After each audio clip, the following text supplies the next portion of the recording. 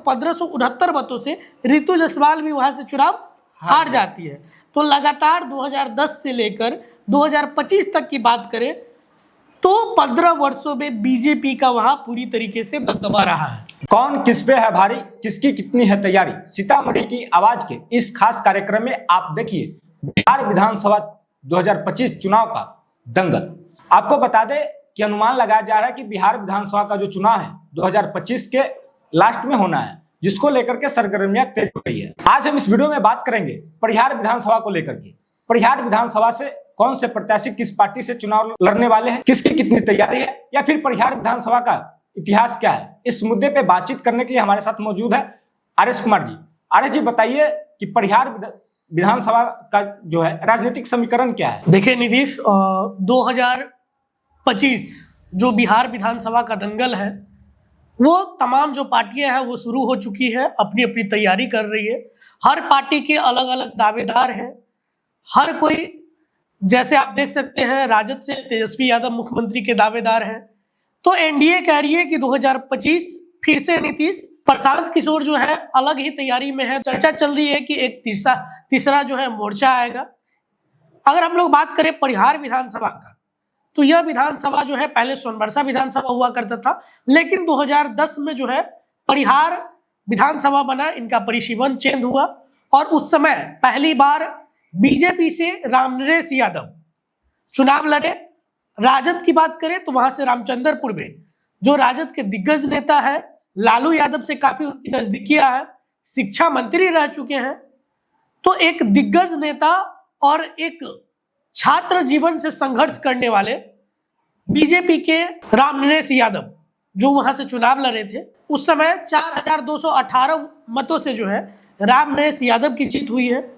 और उस जीत में जो आप देखेंगे तो जीत का आंकड़ा अगर हम बात करें तो बीजेपी को उस समय 32,987 वोट मिले थे। वहीं अगर राजद की बात करें, रामचंद्र पूर्वे की बात करें तो 28,769 वोट मिले थे। उसके बाद 2015 चुनाव की बात करें तो रामनरेश यादव चुनाव नहीं लड़े थे। उनके जगह पर उनकी जो धर्मपत्नी है गायत्री देवी जी, वो वहां से चुनाव लड़ी थी बीजेपी से। वही राजद की बात करें तो फिर से मैदान में जो है रामचंद्र पूर्वे जी को उतारा गया, क्योंकि वो बड़े शख्स थे, बड़ी शख्सियत रखते हैं राजनीति में राजद की तरफ से, इसलिए पुनः उनको मौका मिला, वो फिर से चुनाव लड़े। लेकिन रिजल्ट जो है फिर से एक बार बीजेपी की तरफ ही आया। वहां पे बात करें तो 4017 मतों से जो है गायत्री देवी वहां के चुनाव जीत गई, वो वहां से पहली बार विधायक बनी। फिर 2020 चुनाव आता है, उस चुनाव में गायत्री जी को बीजेपी फिर से दावेदारी देती है और वो यादव समाज से आते हैं। वहीं अगर हम बात करें राजद की, तो राजद जो है कलवार समाज से आने वाली रितु जायसवाल को मौका देती है। रामचंद्र पूर्वे जी का जो है टिकट कट जाता है। चर्चा ऐसी थी कि रामचंद्र पूर्वे जी के जगह पे उनकी पत्नी को वहां से चुनाव लड़ाया जाएगा, लेकिन अंत समय में ऐसा होता नहीं है। जदयू में पहले रितु जायसवाल थी, उसके बाद वो राजद में जाती है, वहां से टिकट लेती है। रितु जायसवाल की बात करें तो वो सिवानी पंचायत से मुखिया, काफी चर्चित मुखिया रही हुई है। उनको उपराष्ट्रपति से जो है उनको सम्मान भी मिला हुआ है। चर्चा में रहने के कारण उनको टिकट मिला। लेकिन चुनाव के नतीजा की बात करें तो 1569 मतों से रितु जायसवाल भी वहां से चुनाव हार जाती है। तो लगातार 2010 से लेकर 2025 तक की बात करें तो 15 वर्षों में बीजेपी का वहां पूरी तरीके से दबदबा रहा है। 2010 से लेकर के 2025 तक लगातार वहां पे भाजपा की दावेदारी रही है। लेकिन आप एक चीज देखेंगे, जो आंकड़ा आपने बताया है, लगातार जो जीत का जो आंकड़ा है वो घटता जा रहा है। पहले 5000 और सीधा 1569 पे आ गया है। तो इसको आप कैसे देखते हैं? देखिए, वहां का जो जातीय समीकरण है, सबसे पहली बात, परिहार विधानसभा जो है वो सीमाई क्षेत्र में आता है। उसके अधिकांश हिस्सों में जो है सीमाई क्षेत्र नेपाल का जो है वो सटा हुआ इलाका है। वहाँ के अगर हम लोग वोट परसेंटेज की बात करें, वहाँ के अगर हम जातीय समीकरण की बात करें, तो दोनों का कड़ा मुकाबला हमेशा से देखा जाता है, टक्कर का मुकाबला माना जाता है। पिछले बार 2020 की चुनाव की बात करें तो काफी घमासान था, उस सीट को लेकर काफी घमासान मचा हुआ था। राजनीतिक के जो विश्लेषक है, जो गणितज्ञ है, वो भी अनुमान नहीं लगा रहे थे कि इस बार क्या होगा। लेकिन हुआ वही जो लोगों को वहां के मंजूर था, जो वहां के लोग ने मत पेटी में अपना मतदान किया था, उसके हिसाब से ही वो एक काफी विवादास्पद भी रहा। उस समय कि भाई इस जीत को लेकर भी विवाद हुआ था, लेकिन हालांकि फिर से गायत्री देवी एक बार जीत गई थी और वहां से चुनाव मार्जिन भले ही घटता गया हो, लेकिन बीजेपी की जो सीट है वो अभी बरकरार है। 2025 में अब देखने वाली बात होगी कि उसका क्या स्थिति होता है। नहीं, जो आप बता रहे हैं कि बीजेपी का जो सीट है परिहार विधानसभा वो लगातार बरकरार है, लेकिन जिस समय में रामचंद्र पूर्वे वहां से चुनाव लड़ रहे थे या फिर रितु जायसवाल चुनाव लड़ी थी, तो दोनों के बीच अगर देखें तो रामचंद्र पूर्वे जो है वो लगभग 4000 वोट से हारे थे, रितु जायसवाल 1569 वोट से हारी थी। तो क्या लग रहा है कि अब की बार रितु जायसवाल को टिकट मिलता है तो परिहार विधानसभा का जो सीट है वो आरजेडी ले जाएगी या फिर भाजपा के कब्जे में ही रहेगी, या फिर यहाँ से आरजेडी को नया चेहरा उतारना चाहिए जो गायत्री देवी को टक्कर दे सके? देखिए, कई तरीके के दाव है और कई तरीके की दावेदारी भी है। वहां पे समीकरण जिस हिसाब से है उस हिसाब से अगर हम बात करें तो राजद से कई तरीके के दावे, राजद की बात करें तो वहां से कई ऐसे दावेदार हैं जो दावेदारी पेश कर रहे हैं। 2025 चुनाव को लेकर वो अपनी एक सशक्त दावेदारी वहां से पेश कर रहे हैं। अगर हम बात करें तो फिर से रामचंद्र पूर्वे जो वहां के लिए बड़े नाम है, बड़े चेहरे हैं, उनकी जो पुतोह है स्मिता पूर्वे वो फिर से मैदान में है, लोगों से जनसंपर्क कर रहे हैं, लोगों से मिल रही है।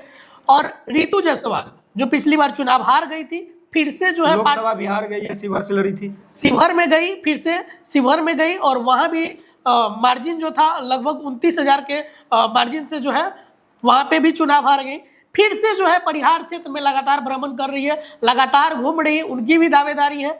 अगर हम बात करें तो कई वर्षों से वाल्मीकि यादव जो है वहां पे वो भी चुनाव की तैयारी कर रहे हैं, वो भी चुनाव के लिए लगातार संघर्ष कर रहे हैं कि उनको टिकट मिले। नए चेहरे की बात करें जो सबसे उभरता हुआ चेहरा अगर देखा जाए तो वहां से संजय प्रमुख है जो बेला के निवासी है। वो 2001 से लेकर आज तक लगातार जो त्रिस्तरीय चुनाव होता है, जो पंचायत चुनाव होता है, उसमें जीत हासिल करके लगातार जो है आगे बढ़ रहे हैं, राजद को लगातार सेवा कर रहे हैं। किसी न किसी और संवैधानिक पद पर लगातार 2001 से लेकर के 2025 तक वो रहते आए हैं। लगातार त्रिस्तरीय जो चुनाव होता है पंचायत स्तर में बात करें वो प्रमुख रहे हुए हैं, वो वहां से पैक्स अध्यक्ष रहे हुए हैं, जिला परिषद रहे हुए हैं।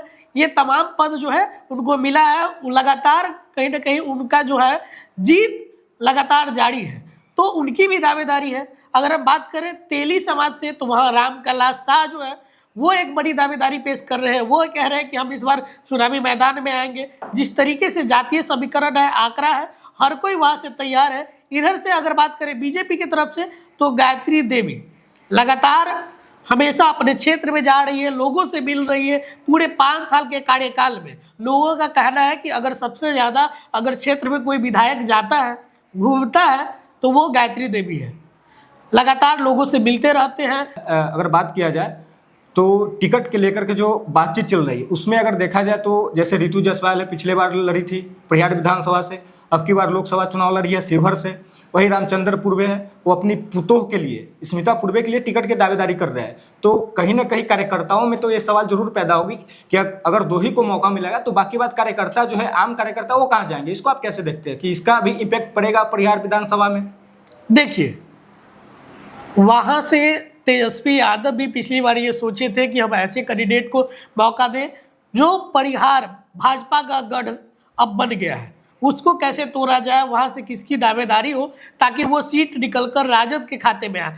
पिछले बार के चुनाव में 2020 के चुनाव में ये हुआ था कि सीतामढ़ी के जो 8 विधानसभा है वहां से 8 के 8 विधानसभा में से मात्र 2 सीट जो है महागठबंधन के पास गई थी, राजद के पास गई थी, और बाकी सीट जो है नीतीश कुमार के झोली में 2 सीट गया था और 4 भाजपा अपने कब्जे में है। 2015 के चुनाव की अगर बात किया जाए तो 2015 का जो चुनाव हुआ था उसमें सिर्फ 2 सीट थी जो एनडीए के ओर गया था, यानी भाजपा की ओर गया था। एक परिहार जहां से गायत्री देवी जीती थी और दूसरा बथनाहा जहां से दिनकर राम जीते थे। बाकी बात 6 के 6 विधानसभा महागठबंधन के पक्ष में गया था, जिस समय में नीतीश और तेजस्वी साथ में चुनाव लड़ रहे थे। इसको आप कैसे देखते हैं? देखिए, नीतीश परिहार विधानसभा जो है वो कहीं ना कहीं वहाँ का जातीय समीकरण जिस तरीके से, अगर हम जीत की बात करें कि आखिरकार भाजपा वहाँ से क्यों जीत जाती है, लगातार 15 वर्षों से जीतने का कारण क्या है? वहाँ पे जो वैश्य समाज है, वहाँ पे जो मुस्लिम समाज के लोग हैं, वहाँ पे जो यादव समाज के लोग हैं, वहाँ पे जो अपर कास्ट के लोग हैं, इनका जातीय समीकरण इस तरीके से बनता है। और खास करके राम नरेश यादव और गायत्री देवी, वो जो है यादव समाज जो है वो, हालांकि कहा जाता है कि यादव समाज और मुसलमान, ये MOI समीकरण जो कहा जाता है कि वो राजद का वोट बैंक है, लेकिन कहीं ना कहीं राम नरेश यादव और गायत्री देवी वहां से भी वोट लाने में सफल हो जाती है, जिसके कारण उनका जो जीत का आंकड़ा है वो लगातार, भले ही जीत का अंतर घट रहा है लेकिन जीत हमेशा जारी है, बरकरार रखा जा सकता है। परिहार विधानसभा में जो है अब की बार चुनाव का अहम मुद्दा क्या होगा? 2020 के चुनाव में वहाँ बिजली एक अहम मुद्दा था, अब की बार क्या होगा? देखिए, हर चुनाव में कहीं ना कहीं मूलभूत जो सुविधाएं होती है लोगों को, वो मुद्दा बनाया जाता है। वहाँ पे सड़क, शिक्षा, स्वास्थ्य, ये तमाम चीज़ें जो है वो हर बार एक मुद्दा बनता है। इस बार का जो मुद्दा है, जिस तरीके से NDA कह रही है कि हम लोग विकास किए हैं, विकास के नाम पे वोट मांगेंगे, वहीं राजद जो है रोजगार को लेकर, पढ़ाई लिखाई, कमाई, ये जो मुद्दा है, महिला के उत्थान की बात कर रही है। आप देखे होंगे माई बहन योजना लाई है, जिसमें 2500 देने की बात कही जा रही है हर महीने महिलाओं को। तो अलग अलग दोनों पक्ष का अपना अपना एक मुद्दा है। NDA जो है इस बार जो चुनाव लड़ेगी वो विकास के मुद्दे पे लड़ेगी कि नीतीश कुमार और NDA सरकार में जो विकास हुआ है उसको लेकर चुनाव में जाएगी। वहीं राजद जो है लोगों की मूलभूत समस्याएं हैं, जो मूलभूत मुद्दा है, उसको लेकर इस बार चुनाव में उतरने की तैयारी में। अगले वीडियो में हम लोग बथनाहा का चर्चा करेंगे और उसमें बताएंगे कि बथनाहा विधानसभा का क्या हाल है। तब तक इस वीडियो पे आप क्या राय रखते हैं कमेंट करके जरूर बताएं। धन्यवाद।